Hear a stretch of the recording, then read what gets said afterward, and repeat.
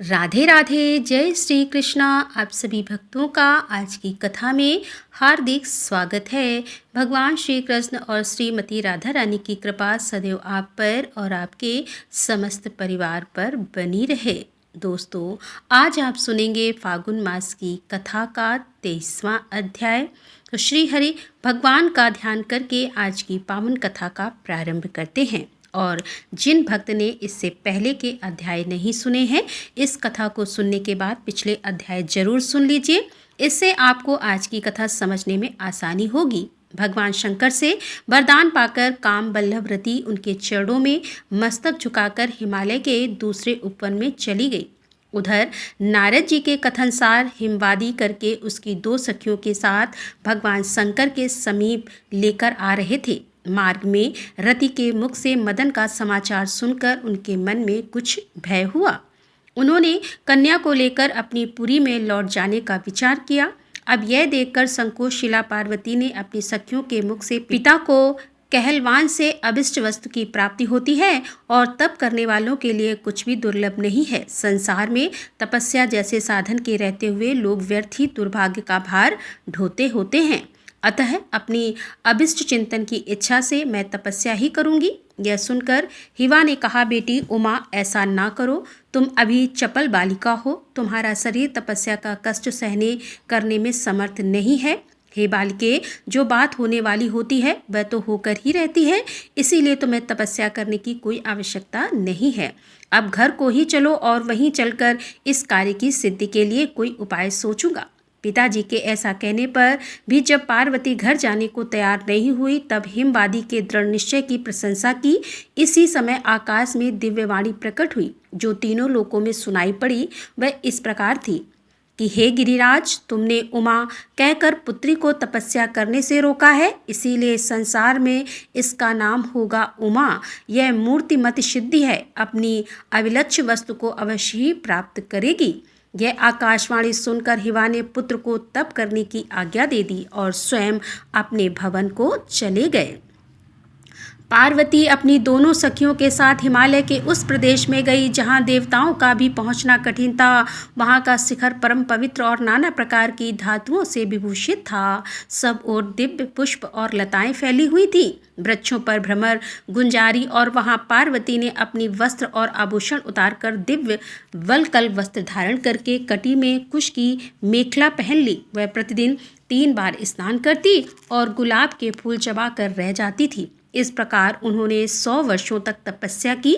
तत्पश्चात 100 वर्षों तक हिवा कुमारी प्रतिदिन एक ही पत्ता खाकर रही और उसके बाद पुनः 100 वर्षों तक उन्होंने आहार का सर्वथा परित्याग कर दिया, अर्थात बिना भोजन के, बिना कुछ खाए पिए ही रही। इस तरह वह तपस्या की निधि बन गई। उनके तप की आग से समस्त प्राणी उद्विग्न हो उठे। तब इंद्र ने सप्तऋषियों का स्मरण किया। वे सब बड़ी प्रसन्नता के साथ एक ही समय वहां उपस्थित हुए। इंद्र ने सबका स्वागत सत्कार किया और इसके बाद उन्होंने अपने बुलाए जाने का प्रयोजन पूछा। तब इंद्र ने कहा कि महात्माओं, आप लोगों के आवाहन का प्रयोजन सुनिए। हिमालय पर पार्वती देवी घोर तपस्या कर रही हैं और आप लोग संहार के हित के लिए और आप लोग संसार के हित के लिए शीघ्रता पूर्वक वहां जाकर उन्हें अभिमत वस्तु की प्राप्ति का विश्वास दिलाकर तपस्या बंद करा दीजिए। बहुत अच्छा कहकर सप्तऋषिगण उस सिद्ध सेवित शैल पर आए और पार्वती देवी से मधुर वाणी में बोले, बेटी तुम किस उद्देश्य से यहाँ तप कर रही हो? पार्वती देवी ने मुनियों के गौरव का ध्यान रखकर आदर पूर्वक कहा, महात्माओं, आप लोग समस्त प्राणियों के मनोरथ को जानते हैं तथा सभी देहधारी ऐसी ही वस्तु की अभिलाषा करते हैं जो अत्यंत दुर्लभ होती है। मैं भगवान शंकर को पति के रूप में प्राप्त करने का उद्योग कर रही हूँ। वे स्वभाव से ही दुरारा हैं। देवता और असुर भी जिनके स्वरूप को निश्चित रूप से नहीं जानते, जो पारमार्थ क्रियाओं के एकमात्र आधार हैं, जिन वितराग महात्मा ने कामदेव को जलाकर भस्म कर डाला है, ऐसे महामहिम शिव को मेरी जैसी तुच्छ अबला किस प्रकार आराधना द्वारा प्रसन्न कर सकती है? पार्वती के ये कहने पर मुनियों ने उनके मन की दृढ़ता जानने के लिए कहा कि बेटी, संसार में 2 तरह का सुख देखा जाता है। एक तो वह है जिसका शरीर से संबंध होता है और दूसरा वह जो मन को शांति एवं आनंद प्रदान करने वाला होता है। यदि तुम अपने शरीर के लिए नित्य सुख की इच्छा करती हो तो तुम्हें घृणित वेश में रहने वाले भूत प्रेतों के संगी महादेव से वह सुख कैसे मिल सकता है। अरे वे फूंक फूंक कर वे भयंकर भुजंग को आभूषण के रूप में धारण करते हैं और शमशान भूमि में रहते हैं और रुद्र रूपधारी ब्रह्मण गण सदा उनके साथ लगे रहते हैं।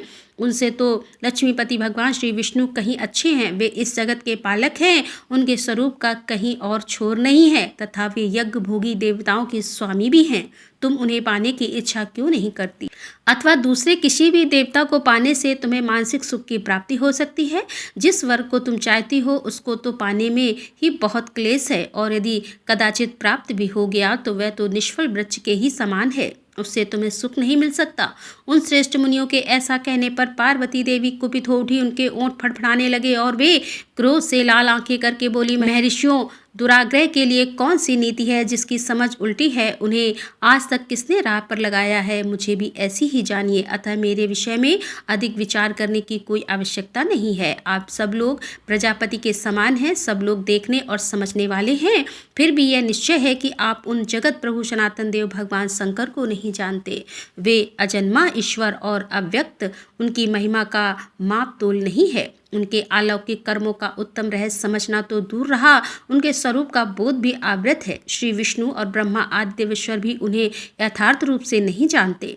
ब्रह्मश्री हो, उनका आत्म वैभव समस्त भवनों में फैला हुआ है, संपूर्ण प्राणियों के सामने प्रकट है। क्या उसे भी आप लोग नहीं जानते? बताइए, यह आकाश किसका स्वरूप है? यह अग्नि, यह वायु किसकी मूर्ति है? पृथ्वी और जल किसके विग्रह हैं? तथा यह चंद्रमा और सूर्य किसके नेत्र हैं? पार्वती देवी जी की बातें सुनकर सप्त ऋषिगण वहां से उस स्थान पर गए जहां पर भगवान शिव विराजमान थे। उन्होंने भक्तिपूर्वक नमस्कार करके भगवान से कहा कि स्वर्ग के अधीश्वर महादेव, आप दयालु देवता हैं। गिरिराज हिमालय की पुत्री आपके लिए तपस्या कर रही है। हम लोग उनका मनोरथ जानकर आपके पास आए हैं। आप योग, माया, महिमा और गुणों के आश्रय हैं। आपको अपने निर्मल ऐश्वर्य गर्भ नहीं है। शरीरधारियों में हम लोग अधिक पुण्यवान हैं जो कि ऐसे महिमाशाली आपका दर्शन कर रहे हैं। ऋषियों के रमणी एवं हितकर वचन सुनकर बागी में श्रेष्ठ भगवान शंकर मुस्कुराते हुए बोले, मुनिवर, मैं जानता हूँ कि लोक रक्षा की दृष्टि से वास्तव में यह कार्य बहुत उत्तम है, किंतु इस विषय में मुझे हिवा पर्वत से ही आशंका है। शायद वे मेरे साथ अपनी कन्या के विवाह की बात स्वीकार न करें। इसमें संदेह नहीं है कि जो लोग कार्य सिद्धि के लिए उद्यत होते हैं वे सभी उत्कंठा होने पर बड़े बड़े महात्माओं के चित्त में भी उतावली पड़ जाती है। तथापि विशिष्ट व्यक्तियों को लोक मर्यादा का अनुसरण करना ही चाहिए, क्योंकि इससे धर्म की वृद्धि होती है और परवर्ती लोगों के लिए भी आदर्श उपस्थित होता है।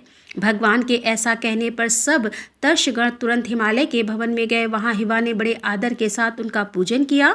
उससे प्रसन्न होकर वे मुनि श्रेष्ठ उतावली के कारण संक्षेप से बोले, गिरिराज, तुम्हारी पुत्री के लिए साक्षात पिनाकधारी भगवान शंकर तुमसे याचना करते हैं, अतः तुम अपनी पुत्री भगवान श्री शंकर को समर्पित करके अपने को पावन बनाओ। यह देवताओं का कार्य है, जगत का उद्धार करने के लिए ही यह उद्योग किया जा रहा है। उनके ऐसा कहने पर हिन आनंद विभोर हो गए।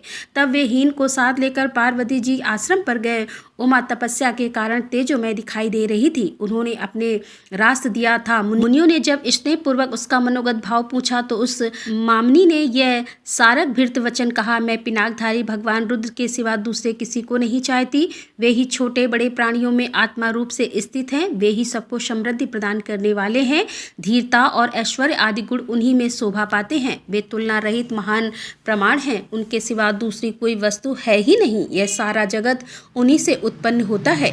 जिनका ऐश्वर्य और अंत से रहित है, उन्हीं भगवान शंकर की शरण में मैं आई हूँ। पार्वती देवी के यह वचन सुनकर वे मुनि श्रेष्ठ बहुत प्रसन्न हुए। उनके नेत्रों में आनंद के आंसू उमड़ पड़े और उन्होंने तपस्विनी गिरिजा की प्रशंसा करते हुए मधुरवाणी में कहा, अहो, बड़ी अद्भुत बात है बेटी, तुम निर्मल ज्ञान की मूर्ति सी जान पड़ती हो और श्री शंकर जी में दृढ़ अनुराग रखने के कारण हमारे अंतःकरण को अत्यंत प्रसन्न कर रही हो। हम भगवान शिव के अद्भुत ऐश्वर्य को जानते हैं। केवल तुम्हारे निश्चय की दृढ़ता जानने के लिए यहाँ आए हुए थे। अब तुम्हारी यह कामना शीघ्र ही पूरी होगी। अपने इस मनोहर रूप को तपस्या की आग में ना जलाओ। कल प्रातःकाल भगवान शंकर स्वयं आकर तुम्हारा पाणी ग्रहण करेंगे। हम लोग पहले आकर तुम्हारे पिताजी से भी प्रार्थना कर चुके हैं। अब तुम अपने पिता के साथ घर जाओ, हम भी अपने आश्रम को जाते हैं। उनके इस प्रकार कहने पर पार्वती यह सोचकर कि तपस्या का यथार्थ फल प्राप्त हो गया, पर तुरंत ही पिता के शोभा संपन्न दिव्य भवन में चली गई। वहां जाने पर गिरजा के हृदय में भगवान शंकर के दर्शन की प्रबल उत्कंठा जागृत हुई। उसे वह रात 1000 वर्षों के समान जान पड़ी। तदंतर ब्रह्म मुहूर्त में उठकर सखियों ने पार्वती का मांगलिक कार्य करना आरंभ किया। क्रमशः नाना प्रकार के मंगल विधान यथार्थ रूप से संपन्न किए गए। सब प्रकार की कामनाएं पूर्ण करने वाली ऋतुएं मूर्तिमान होकर गिरिराज हिमालय की उपासना करने लगी। सुखदायी वायु झाड़ने बुहारने के काम में लगी थी। चिंतामणि आदि रत्न, तरह तरह की लताएं तथा कल्पतरु आदि बड़े बड़े वृक्ष भी वहां सब और उपस्थित थे। दिव्य औषधियों के साथ साधारण औषधियां भी दिव्य देह धारण करके सेवा में संलग्न थी। रस और धातुओं भी वहां दास और दासी का काम करती थी। नदियां, समुद्र तथा स्थावर जंगम सभी प्राणी मूर्तिमान होकर हिमवादी और निर्मल शरीर वाले देवता, मुनि, नाग, यक्ष, गंधर्व और किन्नरगण ये सभी श्री शंकर जी की श्रृंगार की सारी सामग्री सजाए गंधमादन पर्वत पर उपस्थित हुए। ब्रह्मा जी ने श्री शंकर जी की जटाजूट में चंद्रमा की कला सजाई। भगवान श्री विष्णु रत्न के बने कर्णभूषण, उज्ज्वल कंठर और भुजंग में आभूषण लेकर श्री शंकर जी के सामने उपस्थित हुए और अन्य देवताओं ने मन के समान वेग वाले शिव वाहन नंदी को भी विभूषित किया। भांति भांति के श्रृंगार सामग्रियों से श्री शंकर जी को सुसज्जित करके उन्हें सुंदर आभूषण पहनाकर भी देवताओं की व्यग्रता भी दूर नहीं हुई। वे शीघ्र से वैवाहिक कार्यक्रम संपन्न करवाना चाहते थे। पृथ्वी देवी भी सर्वदा उपस्थित है, नूतन तथा और औषधियां प्रदान करने लगी। साक्षात वरुण रत्न आभूषण तथा भांति भांति के रत्नों के बने हुए विचित्र विचित्र पुष्प लेकर उपस्थित हुए। समस्त देहधारियों के भीतर रहकर सब कुछ जानने वाले अग्निदेव भी परम पवित्र सोने के दिव्य आभूषण लेकर विनीत भाव से सामने आए। वायु सुगंध विखेरे हुई मंद मंद गति से प्रभावित होने लगी, जिससे उसका स्पर्श भगवान शंकर को सुखद प्रतीत हो। वज्र से सुसज्जित देवराज इंद्र ने बड़ी प्रसन्नता के साथ अपने हाथों में भगवान शिव का छत्र ग्रहण किया। वह छत्र अपने उज्ज्वल प्रकाश से चंद्रमा की किरण वालियों का उपहास कर रहा था। गंधर्व और किन्नर अत्यंत मधुर बाजों की ध्वनि करते हुए गान करने लगे। मुहूर्त और ऋतुएं मूर्तिमान होकर गान और नृत्य करने लगी। भगवान शंकर हिवाके नगर में पहुंचे तो उनके चंचल प्रवणगत हिमालय का आलिंगन करते हुए वहां स्थित हुए। तत्पश्चात विश्व विधाता ब्रह्मा जी तथा भगवान शंकर क्रमशः विवाह मंडप में विराजमान हुए। भगवान शिव जी ने अपनी पत्नी उमा के साथ शास्त्रोक्त विधि से विवाह कार्य संपन्न किया और गिरिराज ने उन्हें अर्घ दिया और देवताओं ने विनोद के द्वारा उन्हें प्रसन्न किया। भगवान शिव ने अपनी पत्नी के साथ वह रात्रि वहीं व्यतीत की और सवेरे देवताओं के स्तवन करने पर वे उठे और गिरिराज से विदा लेकर वायु के समान वेगशाली नंदी पर सवार होकर पत्नी सहित मंदराचल को चले गए। उमा के साथ भगवान नील लोहित के चले जाने पर हिवा का मन कुछ उदास हो गया। क्यों ना हो, कन्या की विदाई हो जाने पर भला किस पिता का हृदय व्याकुल नहीं होता। राधे राधे, जय श्री कृष्णा। आज की कथा का यहीं पर समापन करती हूँ। इसके आगे का वृत्तांत आप कल की कथा में सुनेंगे। उम्मीद करती हूँ कि आज की कथा आपको जरूर पसंद आई होगी। तो अगर कथा पसंद आई हो तो वीडियो को लाइक किए बिना तो बिल्कुल नहीं जाना और कमेंट बॉक्स में राधे राधे जरूर लिखना। तो दोस्तों, मिलते हैं इसके आगे की कथा लेकर। तब तक के लिए राधे राधे, जय श्री कृष्णा, हर हर महादेव, जय भोलेनाथ की।